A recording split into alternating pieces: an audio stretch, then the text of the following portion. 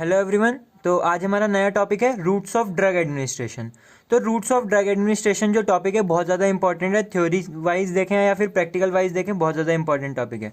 तो स्टार्ट करते हैं। Routes of drug administration broadly दो कैटेगरीज में डिवाइड हो रखा है, लोकल रूट और सिस्टमिक रूट। देखिए, अगर कोई ड्रग पूरी बॉडी में ट्रैवल ना करके जहाँ पे हमारी मैलिग्नेंसी है या फिर इन्फेक्शन हो रखा है या जो भी कोई प्रॉब्लम है सिर्फ वहीं पे एक्शन करे, सिर्फ वहीं पे जाए, तो उसको उस रूट को बोल देते हैं हमारा लोकल रूट। और अगर जो ड्रग है पूरी बॉडी में ट्रैवल करती है तो उस रूट्स को बोल देते हैं सिस्टमिक रूट। तो इस वीडियो में आपको लोकल रूट्स बताऊंगा और सिस्टमिक रूट का भी एंट्रल पार्ट बताऊंगा। बाकी नेक्स्ट वीडियो में हम पेरेंट्रल पार्ट पढ़ेंगे। तो लोकल रूट्स में आ जाते हैं हमारे टॉपिकल, डीपर टिश्यूज और आर्टीरियल रूट्स। इनके बारे में आपको डिटेल में बताऊंगा अभी। अब देखिए, एंट्रल और पेरेंट्रल में डिफरेंस समझ लीजिए। अगर हमारी जो ड्रग है अगर वो ब्लड स्ट्रीम में जा रही है थ्रू एलिमेंट्री कैनाल तो वो आ जाएंगे हमारे एंट्रल में। और अगर हमारे ब्लड स्ट्रीम में जो ड्रग जा रही है वो without entering the alimentary canal है तो वो हमारे पेरेंट्रल में आ जाएंगे। तो एंट्रल में भी है हमारे ओरल, सबलिंगुअल, रेक्टल। तो स्टार्ट करते हैं हमारे लोकल रूट्स। लोकल रूट्स में पहला है हमारा टॉपिकल। देखिए, अगर हम किसी ड्रग को एक्सटर्नल सरफेस पे अप्लाई कर रहे हैं तो वो हमारा टॉपिकल आ जाएगा। जैसे हमें स्किन पे इन्फेक्शन हुआ या फिर कोई इन्फ्लामेशन हुआ है, नेजल म्यूकोसा में इरिटेशन हुई है, आइज में irritation, ear canal, anal canal या फिर वेजाइना में हमें कोई प्रॉब्लम हुई है, इन्फेक्शन हुआ है, तो हम उसको टॉपिकल उसमें ड्रग को एक्सटर्नली अप्लाई करेंगे। तो देखिए, अब आपको स्किन पे कोई प्रॉब्लम होती है तो आप spray, lotion, ointment, cream, powder ये सब यूज़ करते हैं, जो कि मैंने आपको लास्ट वीडियो में भी बताया था इनके बारे में, डोसेज फॉर्म ऑफ ड्रग्स। और आइज और ईयर कैनाल के लिए हम ड्रॉप्स यूज करते हैं, लोजेंजेस थ्रोट इन्फेक्शन के लिए यूज करते हैं और सपोजिटरीज हमारे एनल कैनाल और वेजाइना के लिए यूज करते हैं। अब नेक्स्ट आते हैं हमारे डीपर टिश्यूज में। अब देखिए, जैसे आपकी कैविटी है, नी जॉइंट की कैविटी है या फिर आपकी आई की जो कैविटी है, अगर आपको वहां पे कोई प्रॉब्लम हो गई तो अगर आप पूरी ब्लड सर्कुलेशन के थ्रू आप कोई ड्रग देंगे तो वहां पे बहुत ही कम ड्रग पहुंचेगी और वो टाइम भी बहुत ले लेगी। तो हम क्या करते हैं, डायरेक्टली नीडल या फिर सिरिंज के थ्रू जो ड्रग को है वो डिलीवर कर देते हैं। तो डीपर टिश्यूज में इंट्रा कैविटेटरी एग्जाम्पल में बहुत फेमस एग्जाम्पल है नी जॉइंट का। पेन होता है आर्थराइटिस के केस में हाइड्रोकॉर्टिसोन का इंजेक्शन दे दिया जाता है नी जॉइंट में।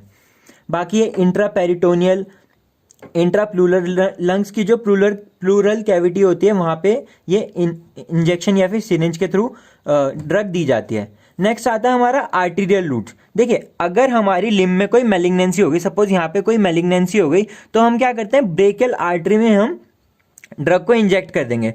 तो अब आप कहेंगे ये तो सिस्टमिक पूरे ब्लड में सर्कुलेट हो जाएगी। पहले brachial artery most of the drug कहाँ पे डिलीवर कर देगी, जहाँ पे मैलिग्नेंसी है, इसलिए पूरे ब्लड में ड्रग सर्कुलेशन हो ही नहीं पाएगी। मोस्ट ऑफ द ड्रग 99% जो ड्रग है वो सारी लिम्ब में ही सर्कुलेट हो जाएगी। तो ये हमारे हैं लोकल रूट्स। नेक्स्ट हमारे आते हैं एंट्रल रूट्स। सिस्टमिक में एंट्रल रूट सबसे पहला है ओरल। अब देखिए, ओरल माउथ है तो माउथ में देंगे तो ड्रग माउथ में जाके स्टमक में जाएगी। अब ये हमारा पूरा एलिमेंट्री कैनाल चलेगा। अब स्टमक से जो अगर ड्रग है म्यूकोसल बैरियर को क्रॉस कर लेगी पोर्टल वेन में और पोर्टल वेन के थ्रू चली जाएगी लिवर में और लिवर में होगा ड्रग का फर्स्ट पास मेटाबॉलिज्म। अब देखिए, आप आगे पढ़ेंगे फर्स्ट पास मेटाबॉलिज्म क्या होता है। अभी के लिए आप इतना समझ लीजिए, जो फर्स्ट पास मेटाबॉलिज्म होता है किसी भी ड्रग का, वो metabolism of the drug systemic circulation में जाने से पहले, उसको फर्स्ट पास मेटाबॉलिज्म बोलते हैं। तो अब ड्रग का यहाँ पे मेटाबॉलिज्म हो गया, फिर वो इंफीरियर वेना कैवा में जाएगी, देन हार्ट के थ्रू पूरी बॉडी में सर्कुलेट हो जाएगी और जहाँ पे उसको एक्शन करना है एक्शन कर देंगे। अब इस रूट के कुछ एडवांटेज हैं तो कुछ डिसएडवांटेज भी हैं। तो एडवांटेज देखते हैं। तो देखिए, सबसे पहले आप तो इतना सोच के लिख सकते हैं कि ओरल जो मेडिसिन होती हैं वो चीप होती हैं और हमें सेकंड पर्सन की रिक्वायरमेंट नहीं होती है मेडिसिन लेने के लिए, और both solid and liquid dosage form can be given, और हमें जो ड्रग होती है उसको स्टेरिलाइज करने की भी जरूरत नहीं करती है। अब डिसएडवांटेज, अब देखिए, अगर कोई एमआई का पेशेंट आया या फिर एंजाइना का पेशेंट आया तो आप उसको ओरली मेडिसिन नहीं देते हैं, तो हम क्या करते हैं, उसमें सबलिंगुअल देते हैं या फिर इंजेक्शन देते हैं, क्योंकि उस इमरजेंसी सिचुएशन के लिए बिल्कुल नहीं होती है। नेक्स्ट है अनकॉन्शियस पेशेंट के लिए ओरल रूट बिल्कुल भी सुटेबल नहीं है। नेक्स्ट, कुछ जो ड्रग्स होती हैं वो डिस्ट्रॉय हो जाती हैं डाइजेस्टिव एंजाइम से। फेमस एग्जांपल है इसका इंसुलिन, जो कि स्टमक में जाके डिस्ट्रॉय हो जाती है। नेक्स्ट इज हमारा सबलिंगुअल या फिर बकल। अब देखिए इसका रूट जो है ड्रग टंग के अंडर हम इसको पुट करेंगे, फिर वो ड्रग एब्जॉर्ब होके सबलिंगुअल वेन में जाएगी, सबलिंगुअल वेन के through superior vena cava, superior vena cava से हार्ट और फिर पूरी बॉडी में सर्कुलेट हो जाएगी।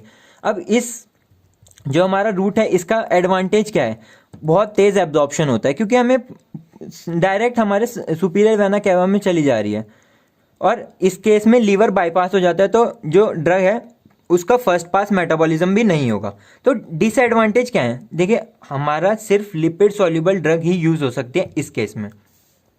बहुत फेमस एग्जांपल है, ये आपको याद रखना है, हमेशा आपके हमेशा काम आएंगे पूरी लाइफ में। तो ये है आइसोसोर्बाइड मोनोनाइट्रेट। मैंने आपको लास्ट वीडियो में भी बताया था, एमआई पेशेंट, अगर कोई आपको मायोकार्डियल इन्फेक्शन का पेशेंट आता है तो आप सबसे पहले उसको क्या करते हैं, सबलिंगुअली आइसोसोर्बाइड मोनोनाइट्रेट टैबलेट दे देते हैं। और एंजाइना पेक्टोरिस के केस में ग्लिसरल ट्राइनाइट्रेट। तो मोस्टली ट्राइनाइट्रेट के जो सॉल्ट्स होते हैं वो हार्ट डिजीज में यूज होते हैं। नेक्स्ट इज हमारा रेक्टल। अब देखिए अगर हम एनल कैनाल में कोई ड्रग देंगे तो एनल कैनाल में 50% चांस होते हैं वो इंटरनल हेमोरॉइडल वेन में जाए ड्रग, और 50% चांस होता है, मतलब 50-50 डिवाइड हो जाती है, ऐसा थ्योरेटिकली माना जाता है। लेकिन इस वाले रूट का मोस्ट डिसएडवांटेज यही है कि एब्जॉर्प्शन इज अनप्रिडिक्टेबल, कि हम प्रेडिक्ट नहीं कर सकते कि इंटरनल हेमोरॉइडल से कितना जा रहा है और एक्सटर्नल से कितना जा रहा है। तो ड्रग जो है पहले एनल कैनाल में जाएगी, देन एक्सटर्नल हीमोरॉइडल वेन। अगर ड्रग एक्सटर्नल हीमोरॉइडल वेन के थ्रू गई तो वो डायरेक्ट आईवीसी में जाएगी और फिर हमारे हार्ट में और देन पूरे बॉडी में सर्कुलेट हो जाएगी। और अगर इंटरनल हीमोरॉइडल वेन में जा रही है तो ड्रग पहले लिवर में जाएगी, देन लिवर में ड्रग का फर्स्ट पास मेटाबॉलिज्म होगा, देन वो आईवीसी में आएगी, देन हार्ट में जाएगी और फिर पूरी बॉडी में डिस्ट्रीब्यूट हो जाएगी।